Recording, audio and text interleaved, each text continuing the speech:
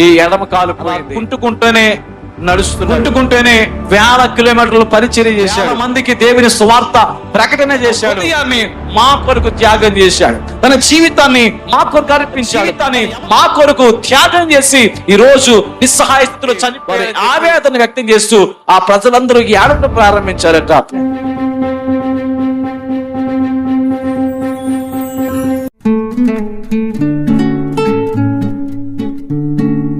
David Livingstone అన్నటువంటి సేవకుడు, ఈయన ఎక్కడి వరకు తన సంతోషాన్ని పరిపూర్ణం చేసుకున్నాడంటే ఆయన మరణించే వరకు కూడా ఆయన ముఖంలో చిరునవ్వు పోగొట్టుకోలేదటండి. ఆయన చివరాఖరికి తన ప్రాణాన్ని కోల్పోయే వరకు కూడా ఆయన సేవా పరిచర్యలో ఎన్నటికీ చెరగని చిరునవ్వుతో పరిచర్య చేసి నల్ల జాతీయుల మధ్య పరిచర్య చేశాడు. ఆఫ్రికా ఖండానికి ఆయన పరిచర్య కొరకు వెళ్ళినప్పుడు భయంకరమైన దోమలు, సరైన వసతులు లేవు, ఆహారం లేదు. ఈయన శరీరం అంతా కూడా, ఈయన స్కిన్ టోన్ అంతా కూడా ఫుల్ వైట్ లో ఉంది. అలాంటి చక్కని అందమైన దేహముతో సేవకుడు దేవుడిచ్చిన దర్శనం చేత, దేవుడిచ్చినటువంటి పిలుపు చేత ఆ అడవుల్లో వెంబడి వెళ్ళి అక్కునటువంటి ఆ యొక్క అడవి జాతి ప్రజలకు దేవుని సత్యస్వార్త ప్రకటన చేశాడు. ఆయన ఒక డాక్టర్, ఒక మంచి వైద్యునిగా ఆయన తన చదువు పూర్తి చేసుకుని వైద్య రంగంలో కొంతకాలం కొనసాగి దేవుడిచ్చిన పిలుపుని బట్టి శ్రమను అనుభవించాడు. దేవుని కొరకు బ్రతికాడు. ఎంతగా ఆయన ఓర్చుకున్నాడు అంటే, ఎంతగా ఆయన నవ్వుతూ ఆ చివరాఖరి వరకు, తుది శ్వాస వరకు క్రీస్తు కొరకు బ్రతికాడంటే ప్రియులారా, కొంతకాలం అయిపోయింది. ఆయన ఆ యొక్క మార్గం గుండా వెళుతూ ఉన్నప్పుడట, ఆ మార్గంలో ఒకానొక చోట ఆయనకి కాలు, ఎడమ కాలులో ఏదైతే ఉందో ఈ కాలు బురదలో దిగబడిపోయింది. దిగబడిపోయినప్పుడు ఏదో ఒక ముళ్ళు లాంటిది గుచ్చుకుందటండి. గుచ్చుకున్నప్పుడు ఆయనకు అర్థం కాలేదు, ఏదో ముళ్ళు అనుకున్నాడు కానీ ఏ విష పురుగు కుట్టిందో, ఏ విష సర్పం కాటేసిందో ఆయనకు అర్థం కాలేదు. ఆయన కొంతకాలానికి నడుస్తున్నప్పుడు ఈ కాలు చచ్చుబడిపోయింది, జీవం లేదు, నడుస్తున్నాడు. ఏదో ఇన్ఫెక్షన్ అయిపోయింది. ఈయన డాక్టర్ అయినప్పటికీ, వైద్యం చేసుకోవడానికి అవకాశం ఉన్నప్పటికీ, చేస్తున్నప్పటికీ ఆ కాలు నయం కాల. ఈ ఎడమ కాలు పోయింది. అలా కుంటుకుంటూనే నడుస్తున్నాడు. కుంటుకుంటూనే వేల కిలోమీటర్లు పరిచర్య చేశాడు. వేల మందికి దేవుని సువార్త ప్రకటన చేశాడు. మరలా కొంతకాలానికి ప్రియులరా, ఆయన ఒక స్థలములో రాత్రి వేళ పడుకున్నాడటండి. పడుకుంటే రాత్రి వేళ పడుకున్నప్పుడు ఒక పెద్ద పూలు వచ్చి ఆయన మీద దాడి చేసిందట. దాడి చేస్తే ఇలాగ పంజాబ్ ఇస్తున్నప్పుడు ఈ ఎడం భుజం మీద కొట్టగానే ఇంత మాంసముతో ఎగిరిపోయి పడిపోయిందట.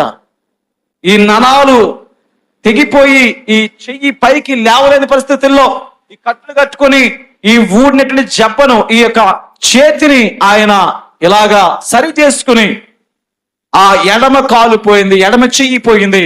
అయినప్పటికీ దేవుని సువార్త మానలా, పరిచర్య మానలా.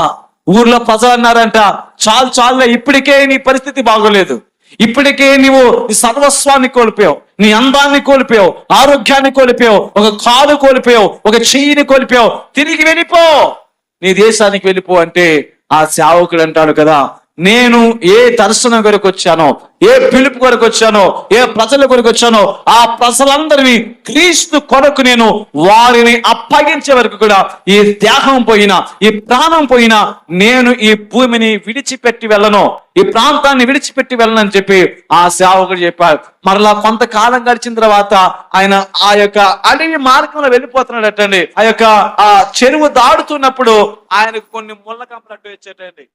ముళ్ళ కంపలు అడ్డు వచ్చినప్పుడు ఆ ముళ్ళ కంపలను ఇలాగా అడ్డు తీసి ఆ యొక్క ముళ్ళతో కొమ్మను వంచి ముందుకు వచ్చాడట. వచ్చినప్పుడు ఆ కొమ్మ వదిలేశాడంట. వదిలేసే రివర్స్ లో వచ్చి ఎడమ కంటికి గుచ్చుకొని ఆ కన్ని గుడ్డులోనికి వెళ్ళిపోయి ఆ గుడ్డు ఎలాగా సొనకారుతుందో అలా కారిపోయిందటండి. ఎడమ కాలు పోయింది, ఎడమ చెయ్యి పోయింది, ఎడమ కన్ను పోయింది. అయినప్పటికీ దేవుని పరిచర్య మానల, ముఖములో చిరునవ్వు తగ్గల, దేవుని స్తుతించడం మానల.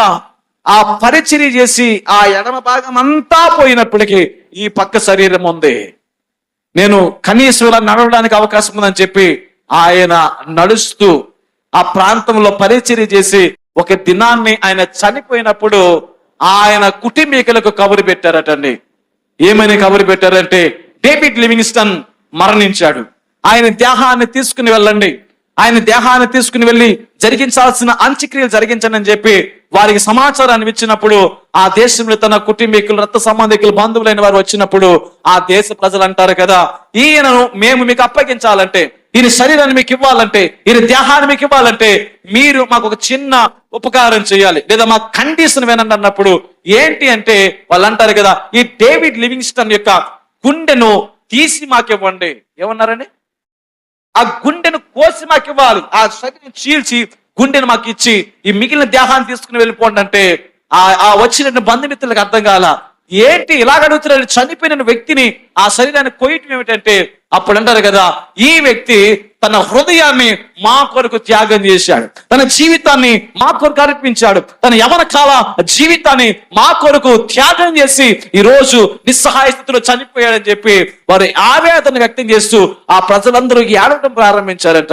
అప్పుడు వాళ్ళని ఒక వ్యక్తి వెళ్ళి ఒక కత్తి తీసుకుని ఆ గుండె భాగాన్ని కట్ చేసి ఆ గుండెను బయటికి తీసి వారికి అప్పచెప్పినప్పుడు వారు అన్నారట, ఈ స్థలంలో ఈ గుండెని మేము కప్పెడతాం, ఈ గుండె ఎక్కడుంటే ఈ వ్యక్తి మాతో ఉన్నట్లుగా, మా ప్రాంతంలో ఉన్నట్లుగా, మా దేశంలో ఉన్నట్లుగా మేము భావిస్తామని చెప్పి ఆ దేశ ప్రజలు అన్నప్పుడు ఆ గుండెని అక్కడ సమాధి చేసి మిగిలిన దేహాన్ని తీసుకుని వెళ్ళిపోయి ఆ యొక్క సొంత దేశంలో వారు సమాధి చేసుకున్నారు. అంత గొప్ప సాక్ష్యాన్ని సంపాదించుకున్న డేవిడ్ లివింగ్స్టన్ ఎన్నో కష్టాలు అనుభవించాడు, శరీరాన్ని కోల్పోయాడు, ఆరోగ్యాన్ని కోల్పోయాడు. అయినప్పటికీ దేవుడిచ్చే బహుమానం మీద ఆయన దృష్టి పెట్టి ముందుకు కొనసాగి ఆ ప్రాంతపు ప్రజలందరినీ క్రీస్తుకు సొంతం చేశాడు.